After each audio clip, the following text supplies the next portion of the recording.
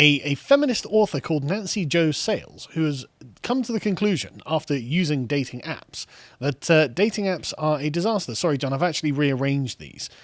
So it's actually, that's the last link. And yeah, so if you, yeah, but basically she's a best-selling New York Times feminist author and activist. She's written a bunch of books. She's in her 50s now, and so we get her perspective on what dating apps are like.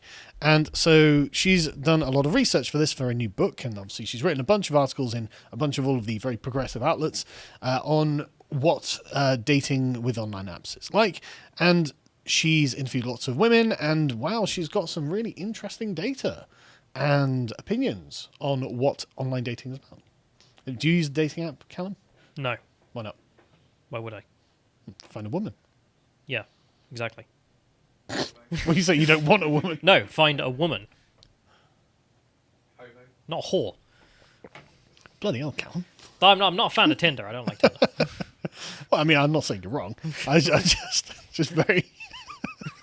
just surprised that you just categorize every woman on Tinder as a whore. Seems a bit harsh.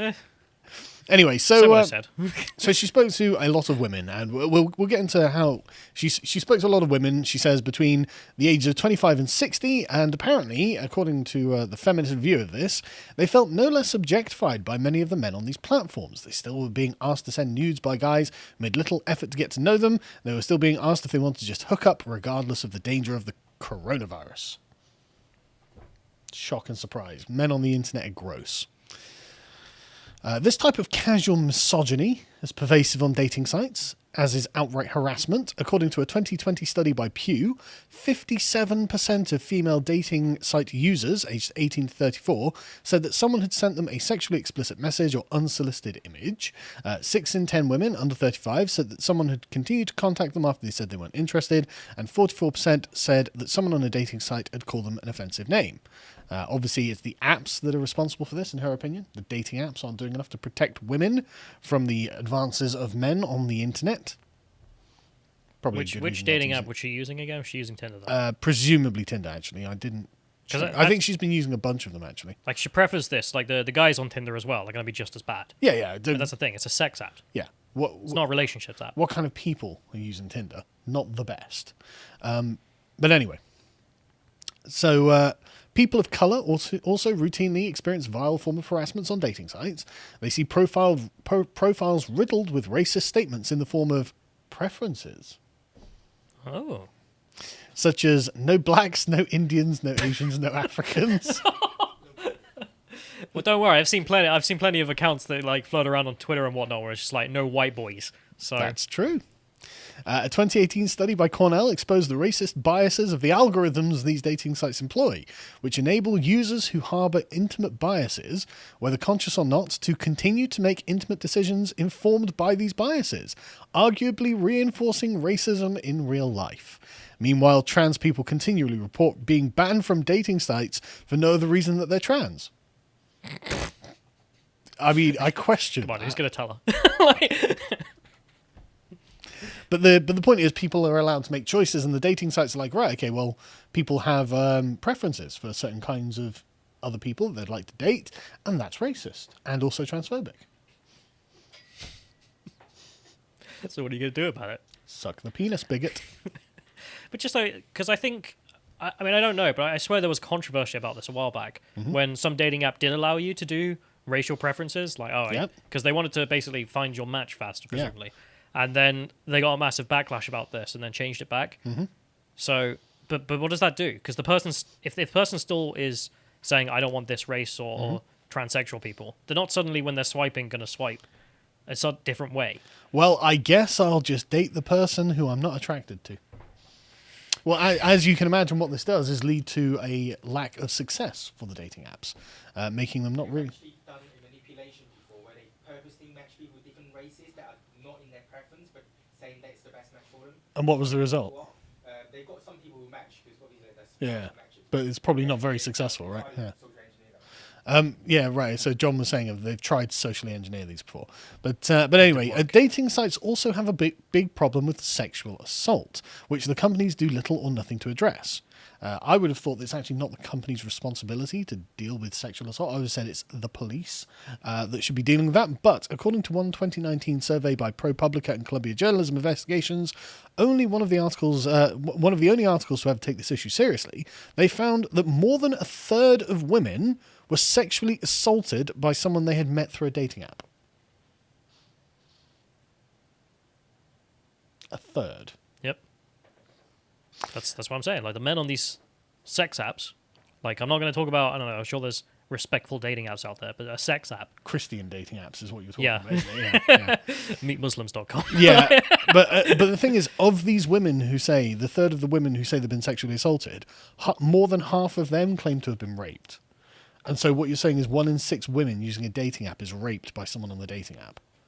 I mean, if that's true, and I don't know that it is, but let's just assume for the sake of argument that it is true, I mean, A, that's staggering, and B, shouldn't the authorities be contacted?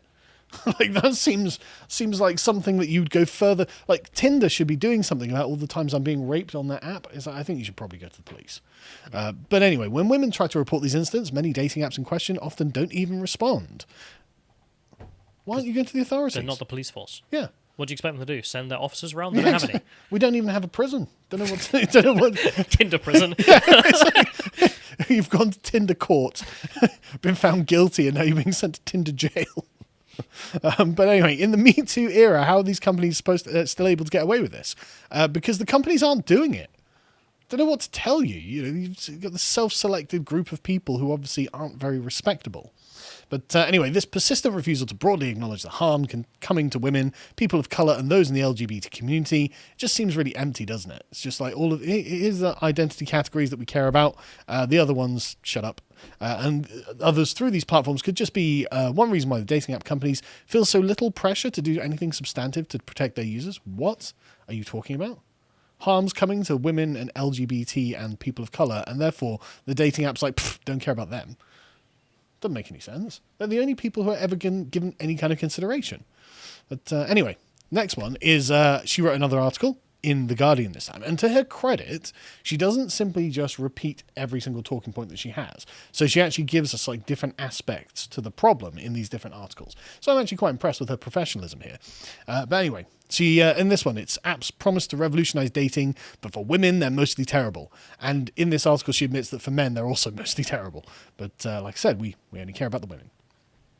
So let's face it, dating apps have been terrible for women, especially straight women like me, the most oppressed kind of woman, who have to deal with the straight men who use them, and that's why they're the most oppressed. I believe that online dating has made single women overall less happy, less likely to find a long-term partner, and more at risk of experiencing sexual violence. As in, by abandoning patriarchy and moving to this, place of eternal extreme freedom, and just being the free bird that you are, it's actually made you less happy and more at risk. Bring back patriarchy. I mean, it's kind of the old adage of feminism wants women to be men. Yes. And now that they're becoming like men, they're not happy with it. I wonder if there's any kind of biological difference between men and women that informs this distinction. Who could have seen this? Who could have predicted this? All of this has only gotten worse since the pandemic, blah, blah, blah, blah.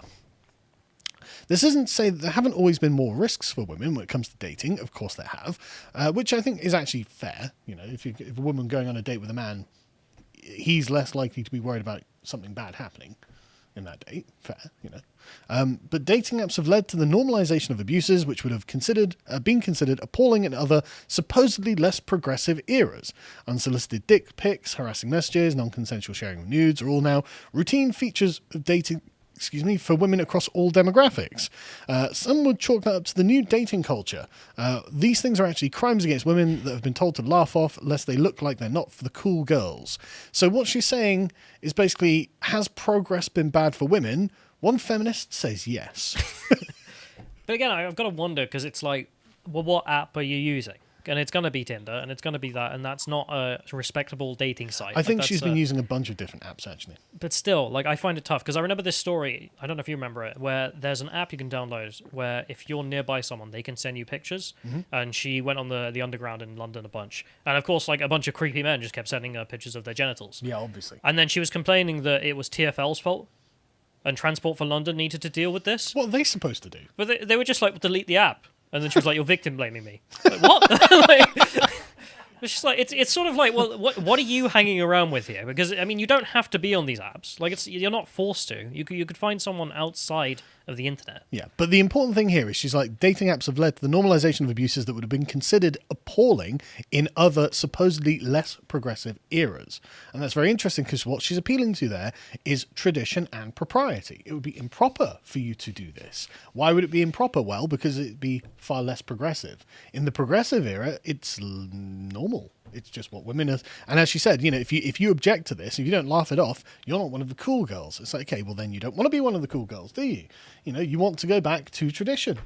Men should traditionally have some more respect for women. Feminist return to tradition. Yeah, that's where she's arrived at. After using all these online dating apps, she's like, yeah, we actually need tradition. Men need to be able to respect women as women. Sorry, I don't know what to tell you. It's just I'm sick of all this gross stuff and all of the abuse. What are we on? Like third wave feminism? Is this like fourth wave now? No, we're on fourth wave. So this is fifth wave.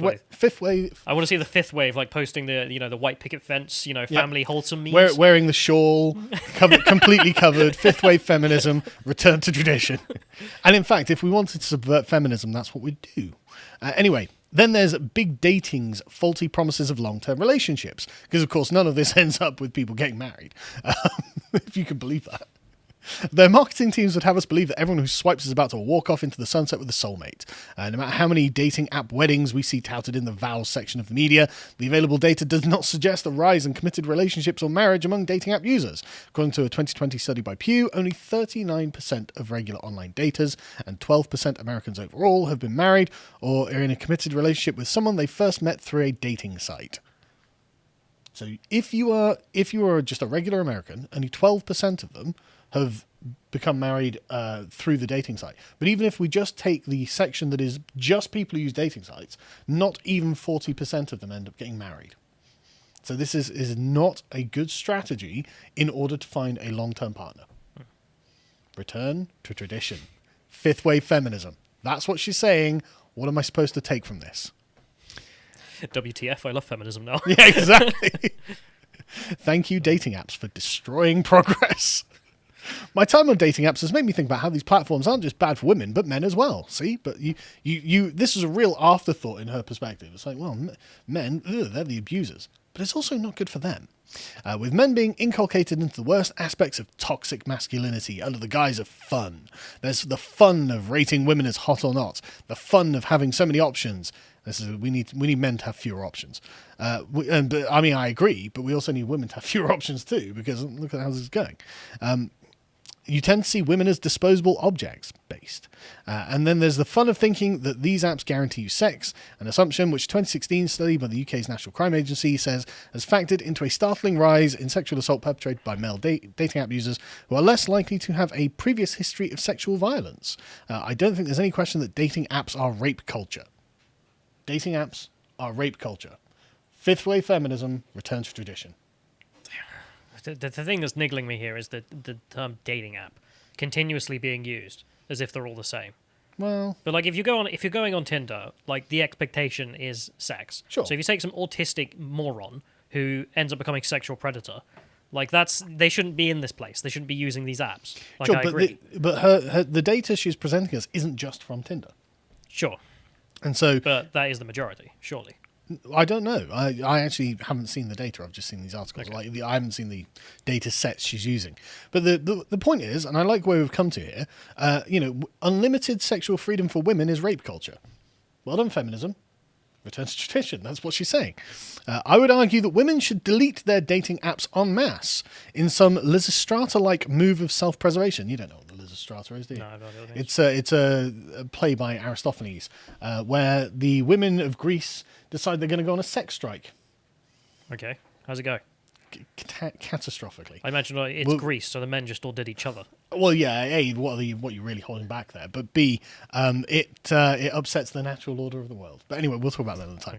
Okay. I know many women have chucked these apps and now find themselves much happier for it. But I doubt most women or most people, regardless of gender, will follow suit. One of the most insidious aspects of dating apps is that they are designed to be addictive.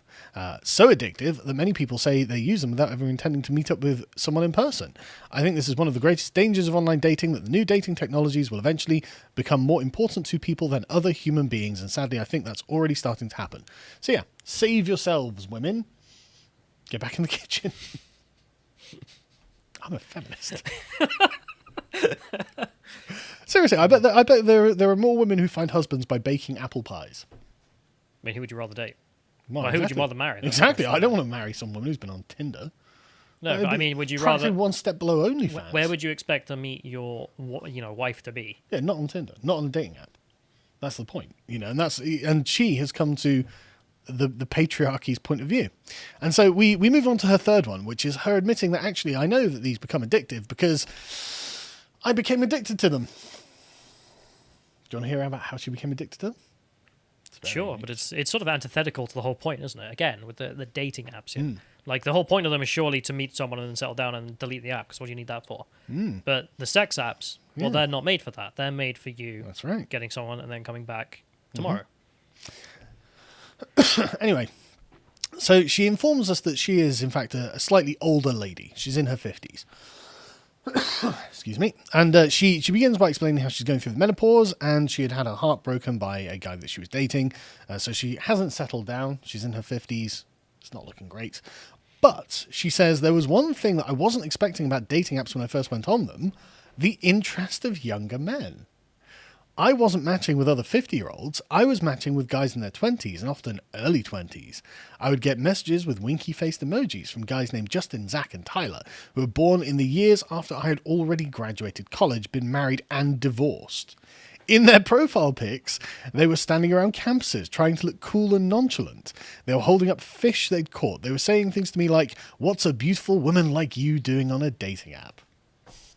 Do you think that line would fly? I wouldn't use that line. No, part of me's thinking of these bots. No, they're definitely real? not. They're definitely not there. All right. It's worse. They're cringy young men. Oh, all right.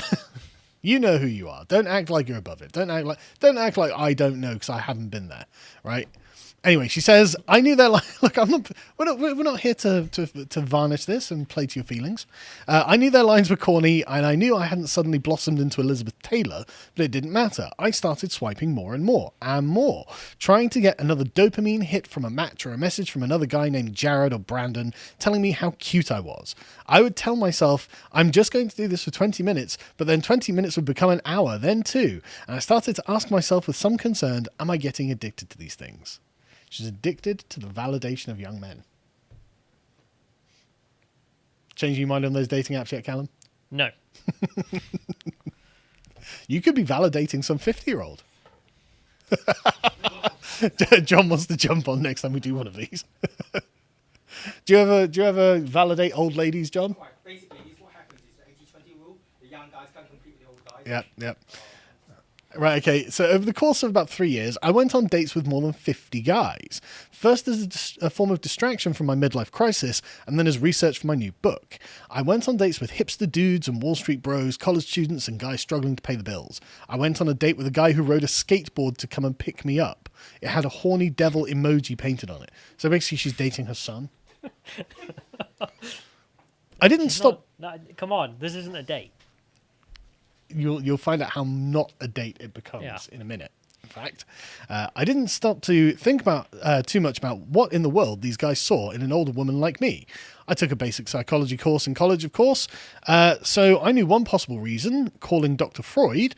I had a moment of sheer panic when one of them took his t-shirt off and there was a tattoo on his arm that said "Mama."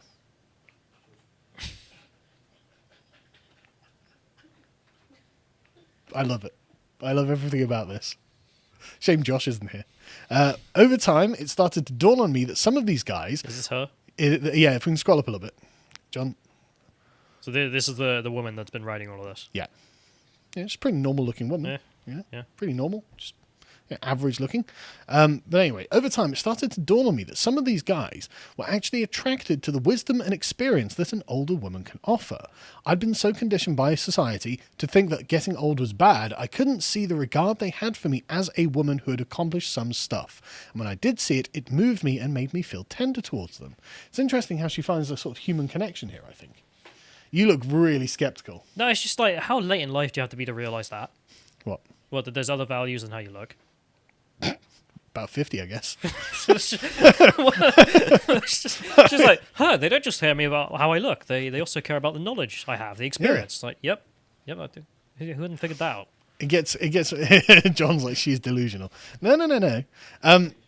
Of course, this didn't excuse how they made me crazy when they didn't show up on time or didn't text back. Okay, mum. Oh God, you can imagine them messaging her that. It gets better, right? It didn't make up for the ways that many young men today, and older men as well, use dating technologies as tools for disrespecting women through harassing messages. And then, as if that's the main purpose. What are you doing today? Disrespecting women. That's right, I'm a feminist.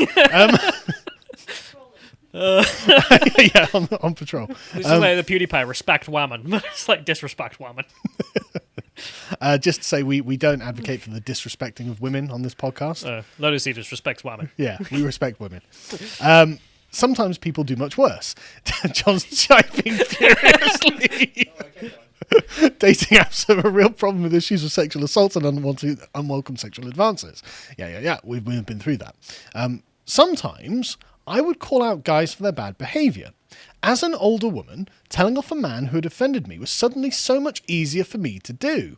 I was experiencing a growing sense of power, which I also didn't expect. Menopause has its drawbacks, but it also comes with great rewards. And one of those rewards is a sense of strength. Strength in knowing more than you ever did before. Strength in having survived. Strength in suddenly not caring anymore about what anyone says. I was doing something completely new at the time, making a documentary film called Swiped, and I didn't think I had the nerve, which I wouldn't have the nerve to have undertaken as my younger, less confident self. So it was empowering for her, as an older lady, to tell young men off in a matronly way. You ever seen The Crown? No. I still haven't done it right. There's a section in there in which I think it's Churchill lies to Her Majesty Elizabeth, and she has an advisor who's tutoring her because she never got a proper education. She's like, well, teach me the stuff I don't know. Right. And she's asking him, well, what should I do with Churchill? He's lied to me. I can't just let him go about. And they're like, he's an upper-class English boy. Give him a telling off like mummy and embarrass him. He'll love it. Exactly what she's talking about here. Yeah, and it's exactly what the Queen did. She called in Churchill and just gave him a big old telling off, and he was like, yes, Mum, sorry, Mum. Won't do it again, Mum. But that's exactly what she's acting. But what this implies, again, what she has discovered is, in fact, that in traditional relationships between men and women, there is a sense of propriety that is still present in young men. Right, so an older woman still has the authority to tell off a young man for being improper just by being late or having bad behaviour or whatever. And these young men, of course, as Churchill is like, yes, ma'am, sorry, ma'am. You know, and it's a sort of intrinsic part of the relationship that they share. And I just find that really interesting. But it's also a point made in there, which is that he'll love it. Yeah. As in, like, he knows where the lines are and you need to enforce those lines. It makes him feel better as well, which is weird, but... Oh, no, that's true. But That's it is totally true. Yeah. It's about people knowing their proper place, right? But that's the point. If the feminists have finally got to the point where they're like, actually, there is a proper place here, and it's not equality. It's me telling you off because you're a useless young boy, you know, blah, blah, blah, blah. And that's... She's come around to the sort of school mom, you know, old English school mom view of how gender relations should work. Fifth wave feminism, ladies and gentlemen. Does this translate into American? Because, like, the British cougar here is essentially a woman that No, I think she's American. Oh, okay. I think she's American. But the thing is, this is just a truism. Right. This is just a universal truism of the way that these relationships go. This isn't about equality. No, she hasn't mentioned the word equality once. She's mentioned the victimhood of women and all this, but she can't talk about equality because she's adopted a position of superiority over these young men because of her authority as an older lady. I can see in the chat here people calling her a mom dom. That's basically what she is. But it's not about equality because that's not what this is. And this is about a kind of innate human desire for knowing one's place. And she is leveraging that by calling these guys out for their behavior. And she's discovering, oh, I'm so empowered because I can use this propriety to tell these young men off. If you enjoyed this segment from the podcast of the Lotus Eaters, you can watch the full broadcast live every weekday at 1 PM UK time on lotuseaters.com.